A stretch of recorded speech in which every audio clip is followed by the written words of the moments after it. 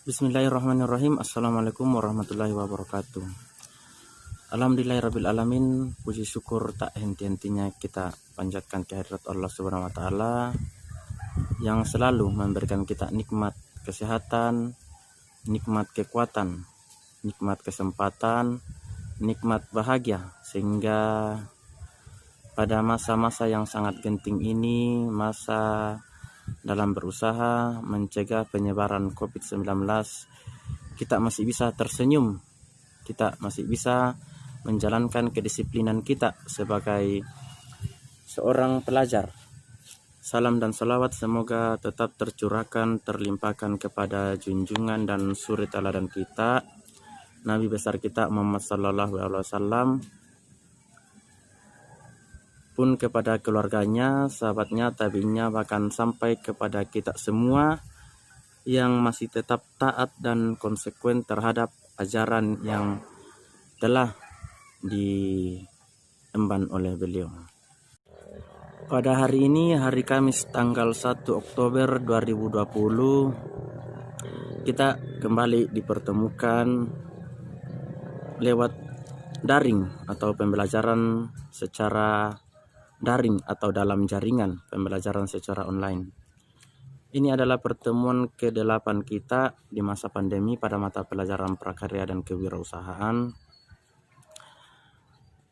di mana kita sudah melewati pertengahan dari semester ini, semester ganjil. Pada kesempatan hari ini kita tidak akan membahas tentang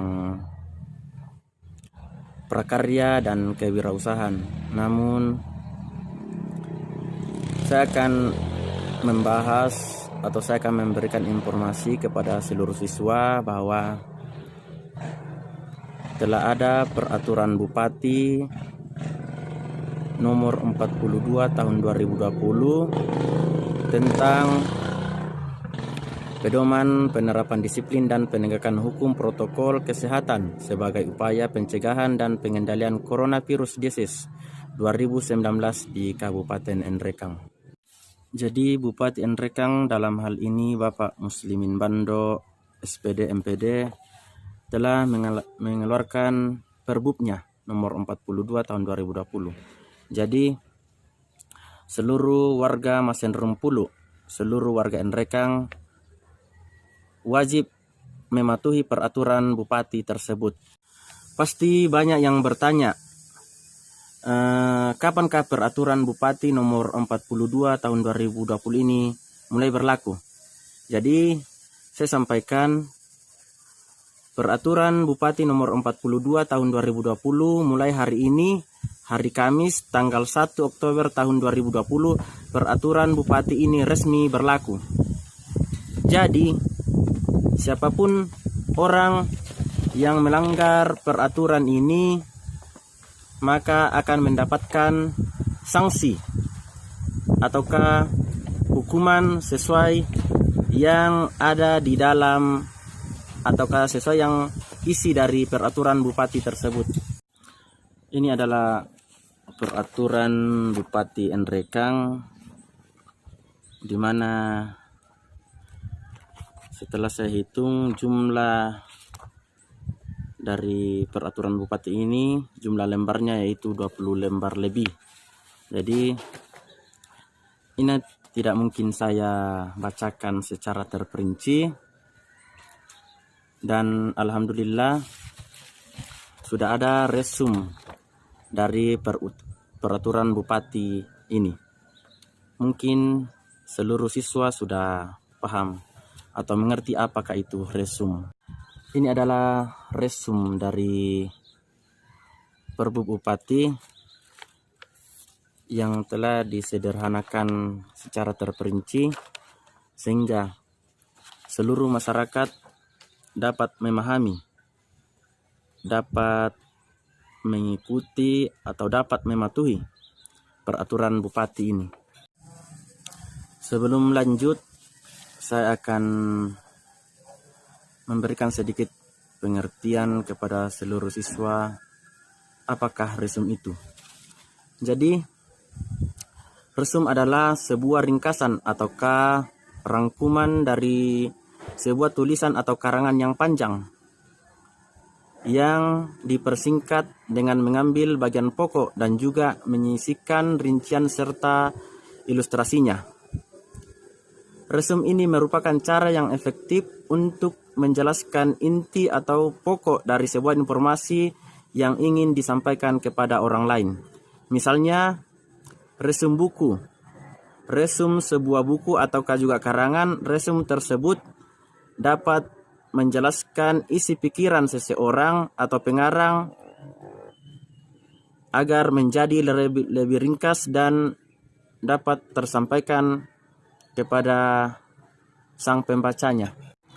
Saya akan membaca resum Peraturan Bupati nomor 42 tahun 2020 tentang pedoman penerapan disiplin dan penegakan hukum protokol kesehatan sebagai upaya pencegahan dan pengendalian COVID-19 di Kabupaten Nrekang.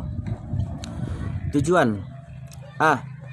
Meningkatkan kepatuhan, kedisiplinan masyarakat dan penegakan hukum terhadap pelaksanaan protokol kesehatan. Jadi tujuannya itu agar seluruh masyarakat Kabupaten Nrekang dapat mematuhi dan melakukan kedisiplinan dan penegakan hukum terhadap pelaksanaan protokol kesehatan. Bagian B, antisipasi perkembangan penyebaran COVID-19. Jadi dengan adanya Perbup ini, maka diharapkan perkembangan dari penyebaran COVID-19 dapat kita antisipasi secara bersama. 2. Subjek pengaturan dan sanksi. Bagian A, perorangan.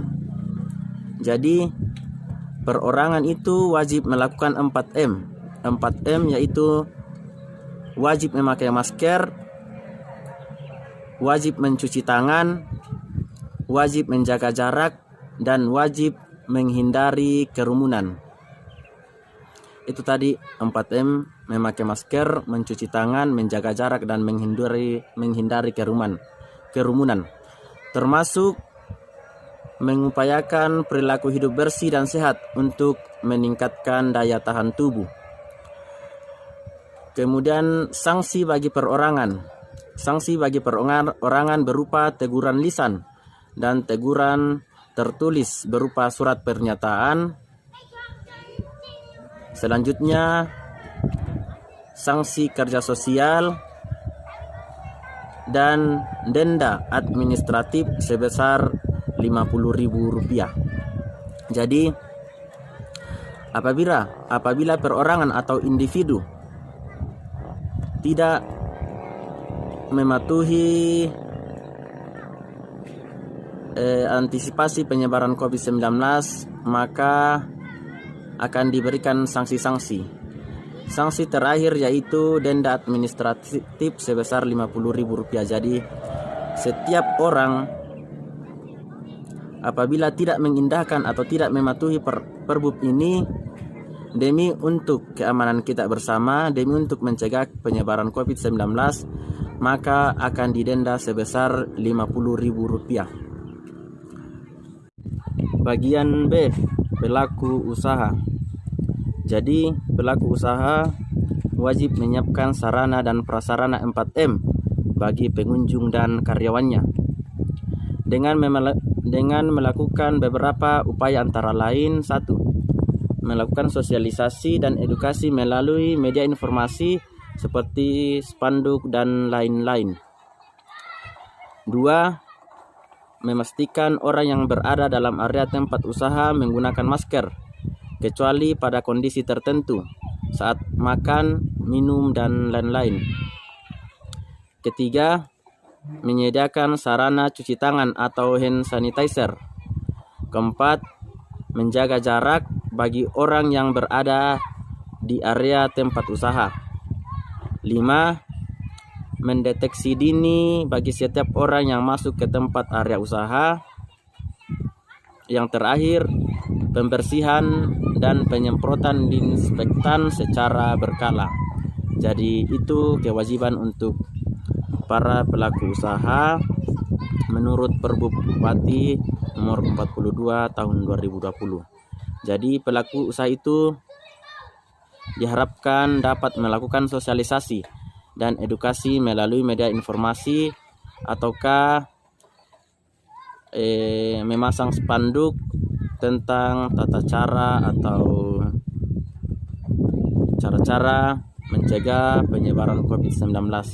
Kemudian pelaku usaha juga harus memastikan orang yang berada dalam area tempat usaha mereka menggunakan masker kecuali pada kondisi-kondisi tertentu. Kemudian pelaku usaha juga menyediakan sarana cuci tangan ataukah hand sanitizer. Misalnya toko atau warung-warung itu menyediakan tempat cuci tangan di depan ataukah sebelum masuk ke toko mereka. Kemudian pelaku usaha juga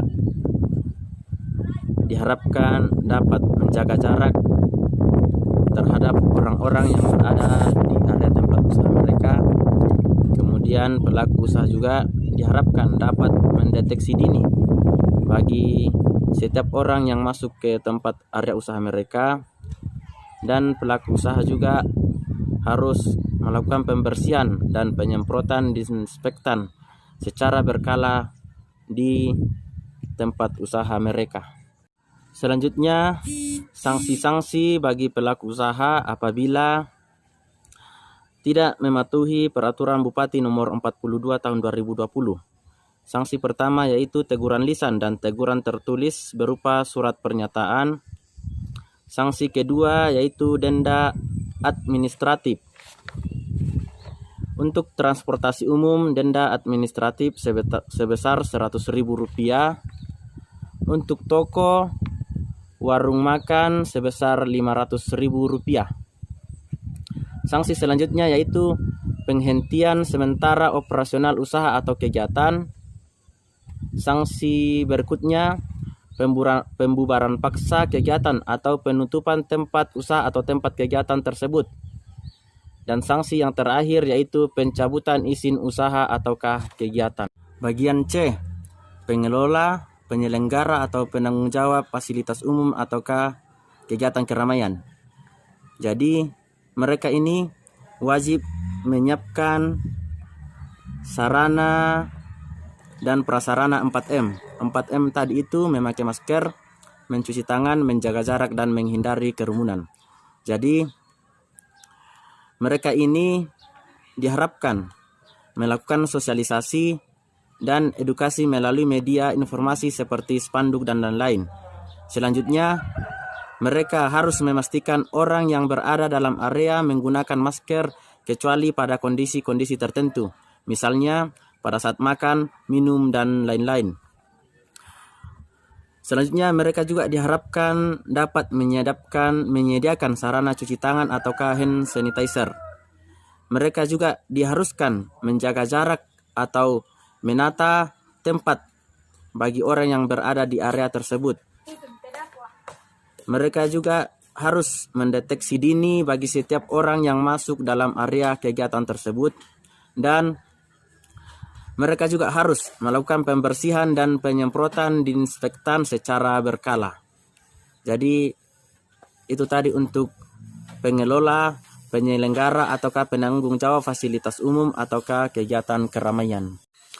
Selanjutnya, sanksi bagi pengelola, penyelenggara ataukah penanggung jawab fasilitas umum atau kegiatan keramaian yaitu penanggung jawab atau panitia kegiatan sosial, budaya dan kemasyarakatan yang memungkinkan adanya kerumunan ataukah keramaian orang sebesar Rp500.000. Jadi itu denda untuk penanggung jawab ataukah panitia kegiatan sosial ataukah budaya dan kemasyarakatan yang memungkinkan adanya kerumunan orang. Kemudian untuk tempat wisata, tempat hiburan, tempat rekreasi dan fasilitas ataukah sarana olahraga sebesar Rp250.000 dendanya apabila mereka tidak mematuhi Perbup Bupati nomor 42 tahun 2020. Yang ketiga, pelaksanaan protokol kesehatan meliputi tempat dan fasilitas umum, antara lain 1. Perkantoran ataukah tempat kerja, tempat usaha dan industri. 2. Sekolah. 3. Perhotelan ataukah penginapan. 4. Tempat ibadah. 5. Terminal dan transportasi umum. 6. Toko, pasar modern, dan pasar tradisional. 7. Apotik, toko obat, warung makan ataukah rumah makan kafe, pedagang kaki lima ataukah lapak jalanan. 8. Tempat wisata dan fasilitas kesehatan. 9. Area publik, tempat lainnya yang memungkinkan adanya kerumunan orang. Yang ke-10, tempat ataukah fasilitas umum lainnya. Jadi itu tadi 1 sampai 10 adalah tempat dan fasilitas-fasilitas yang dimaksud dalam Perbup Bupati nomor 42 tahun 2020. Untuk seluruh siswa, kenapa saya bacakan resum Bupati nomor 42 tahun 2020 tentang pedoman penerapan disiplin dan penegakan hukum protokol kesehatan sebagai upaya pencegahan dan pengendalian COVID-19 di Kabupaten Nrekang, agar kalian seluruh siswa dapat mengetahui bahwa telah ada peraturan bupati yang sudah keluar, dan ini harus kita patuhi, harus kita laksanakan. Jadi untuk seluruh siswa, apa yang saya sampaikan ini diteruskan kepada keluarga, kepada teman, ataukah para pelaku usaha yang berada di daerah masing-masing. Jadi informasi ini sangat penting untuk seluruh warga Masen Rempulung khususnya, dan secara umum sangat penting juga untuk seluruh warga negara Indonesia. Jadi untuk seluruh siswa, apa yang saya sampaikan tadi harap diperhatikan, harap diikuti, dan sampaikanlah kepada halayak banyak tentang Perbup Bupati nomor 42 tahun 2020. Untuk kesempatan kali ini cukup sampai di sini. Selanjutnya, sebelum saya mengakhiri pembelajaran pada kesempatan kali ini, saya akan memberikan tugas untuk seluruh kelas 11, yaitu kelas 11 MIA 1, kelas 11 MIA 2, kelas 11 I1 dan kelas 11 I2. Tugasnya itu membuat artikel sederhana.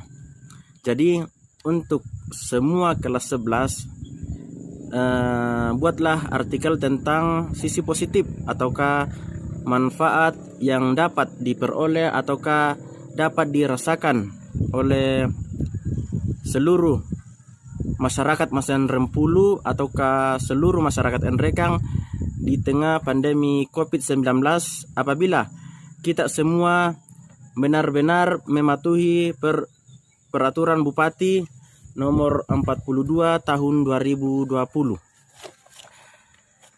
Jadi artikelnya itu cukup 2 ataukah 3 lembar saja, dan tulis tangan saja di buku catatan ataukah buku tugasnya. Jadi isi dari artikel tersebut memuat tentang beberapa hal, diantaranya yaitu pola pikir yang berubah di tengah pandemi COVID-19, gaya hidup yang berubah di tengah pandemi COVID-19, dan interaksi sosial yang berubah selama pandemi COVID-19 dan lain-lain sebagainya.